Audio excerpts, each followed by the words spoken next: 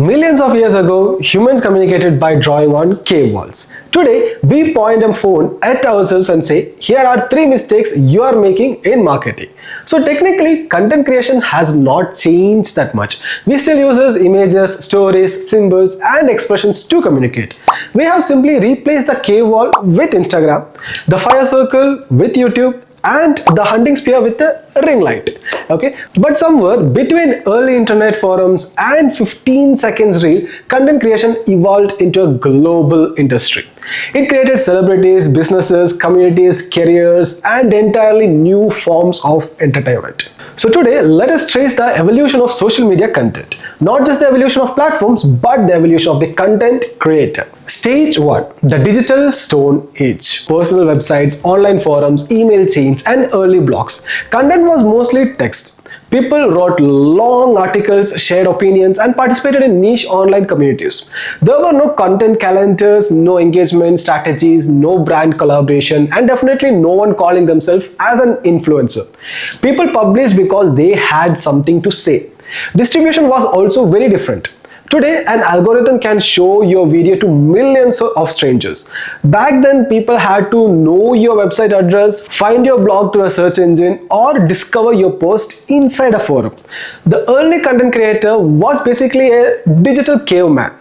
They built their own website, found their own audience, and created everything manually. But this stage introduced one revolutionary idea. Ordinary people could publish their thought without owning a newspaper, television channel, or a publishing company. So the gate had started to open. Stage 2. The social tribe. Then came platforms like MySpace, Facebook, and Twitter. This changed the content from something people searched for to something that appeared directly in a feed. So content became more personal. So your profile photo, music choice, relationship status, holiday photos, and random thoughts became part of your online identity. So people were no longer only publishing information, they were building digital version of themselves. This was also the stage where people started noticing the engagement. Which photo received more likes? Which status update received more comments? And why did one post become popular while another disappeared? So social media analytics may have officially become sophisticated later, but the curiosity started at this point. So someone posted a graduation photo, received 12 likes, and then watched a blurry lunch photo, received 40. So humanity has been trying to understand social media engagement ever since then. Then came stage 3, broadcast yourself. Then in 2005, YouTube arrived. The first video uploaded to YouTube was called Me at the Zoo. It was not cinematic. There was no dramatic lighting, expensive camera movements, animation, captions, or shocking face in the thumbnail. It was simply a person standing near elephants. But it represented something revolutionary. Anyone could broadcast themselves to the world. Before YouTube, sharing video online was difficult. There were file size problems, format issues, low internet speeds, and complicated video players. YouTube simplified this process, and that gave birth to the first major generation of online creators. Vloggers, comedians, gamers, beauty creators, musicians, reviewers, and educators began building audience without depending on traditional media. Content also became searchable and long-lasting. A social post might disappear from a feed in few hours. A YouTube tutorial could continue receiving views for years. The digital caveman had discovered fire. And by fire, I mean advertising revenue. So YouTube eventually transformed content creation from a hobby into a possible career. So creators began earning through advertising, sponsorships, memberships, products, and audience support. Stage 4, the filtered generation. The next major evolving stage came with smartphones and Instagram. For the first time, people could actually capture, edit, and publish content from one device. Content became highly visual, food had to look perfect, travel had to look effortless, workspace had to look productive. Even coffee needed professional lighting. So this was a rise of influencer culture itself. A creator no longer needed a television audience. A focused social media following could influence fashion, travel, fitness, food, beauty, and even buying decisions also. But this stage also created the age of perfection. So there is carefully planned fades, matching color palettes, heavily edited photographs, captions that made every Monday morning sound inspirational. Businesses also began changing. Brands were no longer simply advertising around the content. They had to become content creators themselves. So they started hiring social media managers, photographers, designers, video editors, and influencers. So content was no longer optional. It became the way a brand remained visible. Stage 5, the attention hunter. Then content started disappearing. Stories introduced temporary and more casual communications. Not every post needed to stay permanently on a profile. People could share behind the scene moments, quick updates, unfinished work, and daily experiences. Then Wayne showed how much entertainment could fit inside just 6 seconds. Creators had to remove everything unnecessary: setup, joke, reaction, finished. Later, TikTok took short form videos to a completely different level. Discovery was no longer mainly focused on whom you followed. A completely unknown creator could post one strong video and reach millions of people through the recommendation algorithm. This changed the most important survival skill of a creator. Earlier, production quality was the main advantage. Now, the first few seconds became everything. The hook became the modern hunting tool. If you are doing this, stop. Nobody tells you this. Watch until the end. So, content creators evolved from storytelling into the attention hunters itself. Then came stage 6. Everyone becomes a creator. Short form content then spread everywhere. Instagram introduced Reels, YouTube introduced Shorts, LinkedIn embraced creator-led video.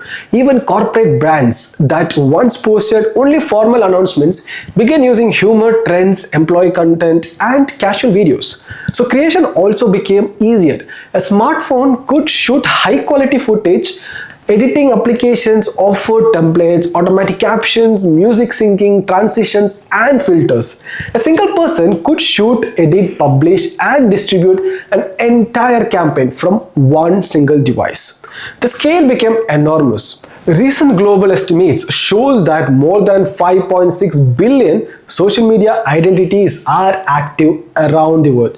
YouTube also reported that shorts were generating more than 200 billion daily views by 2025. 200 billion views every day. At that point, scrolling is no longer a habit, it is almost a second occupation itself. The creator economy also became more professional. Creators built teams. They hired editors, managers, designers, producers, and researchers. They launched products, membership, courses, podcasts, and merchandises. The creators had evolved from an individual publisher into a media company. Then came stage 7, the AI creator. Now we have entered the newest stage of content evolution, the AI creator. Today, AI can help write scripts, generate images, remove backgrounds, create music, translate videos, clean audio, clone voices, and even generate realistic videos. A process that once required several specialists can now be completed much faster. The modern creator might begin with an idea, use AI to research it, and generate the final draft. Create visuals, automate caption, edit the video, and repurpose it across 5 different platforms. But this creates a new problem. When everyone has the access of the same tools, more content starts looking and sounding the same. That means production quality may no longer be the biggest advantage. Personality becomes the advantage. Original experience becomes the advantage. Humor, opinion, storytelling, and point of view becomes the advantage. AI can help create the content, but it cannot automatically create a reason for people to care. That is still the creator's responsibility. And here comes a final evolution. When we look at the complete timeline, content has gone through several major transformations. It began as an information published on personal website, then it became social identity. YouTube turned into entertainment, Instagram turned into a visual influence, TikTok turned into an algorithmic discovery, and AI is now turning it into something almost anyone can produce. But one thing has remained unchanged from the first cave painting to the latest reel. Humans created content because they wanted to communicate, to teach, to entertain, to record a moment, to influence someone, or simply to say, I was here. So the tool has evolved, the platform has evolved, even the formats have evolved, but the human need behind content remain the same. The next stage may include virtual creators, mixed reality, interactive content, and videos personally generated for individual viewers. But the creators who survive will not necessarily be the ones using the most advanced tools. They will be the one who understand people. So here is the final question. Which era created the best content? The early YouTube generation, or the influential era, or maybe the short form revolution, or is it today's AI age? So make sure to share your answer in the comment, attach your favorite YouTube video that influenced you, and make sure to follow Zen Marketers for more content on marketing, creativity, and future of digital media. So see you guys.